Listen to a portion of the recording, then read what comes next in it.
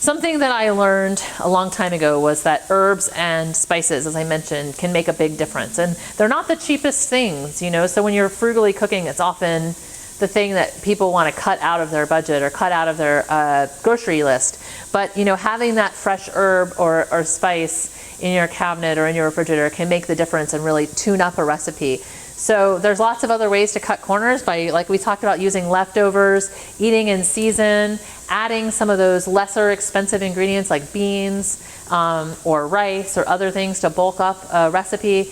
But if you can, don't skimp on the spices. And once you've filled up your spice cabinet, you'll have them for a while as long as you store them properly. So you can check out IFAS Extension. They have lots of tips and tricks for storing spices and herbs to be able to keep them long term. And even if you buy something like this, and you know you're not going to use all this cilantro in one fell swoop, and you don't want it to go rotten and spoiled in your fridge, but you only need it for one ingredient, you can chop it up, and you can take your ice cube trays, put it in the ice cube tray, add a little bit of water, let it freeze, then pop those ice cubes in a Ziploc bag, and you'll have fresh cilantro in your freezer for your next recipe. So that's a great tip or trick as a way to keep those fresh herbs and veggies, or those fresh herbs and spices around a little longer and save yourself some money.